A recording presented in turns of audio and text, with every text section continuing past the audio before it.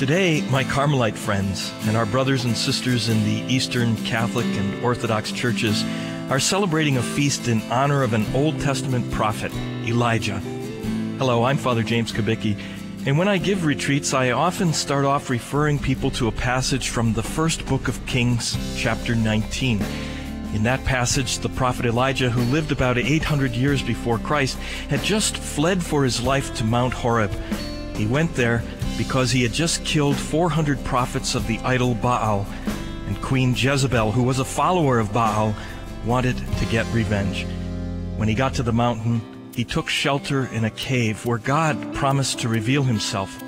First, there was a strong wind, and then came an earthquake, but God wasn't in either of those. Then came fire, and you can just imagine Elijah thinking, well, surely God is in the fire. Isn't that how God revealed himself to Moses?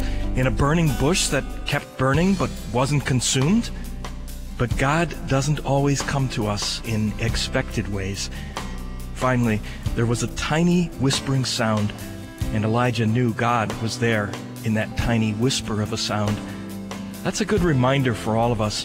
Sometimes we look for God in big ways or in the ways that we have always experienced God's presence before. But our God is a God of surprises, and so we have to be ready. And how can we be ready? Well, in order to hear a tiny whispering sound, you have to get real quiet. That's what prayer is all about, trying to be quiet on the outside and on the inside, trying to get away from all the noise around us and within us, all the chatter of our minds that constantly seem to race with thoughts. So take some time to slow down today and be quiet and listen for God.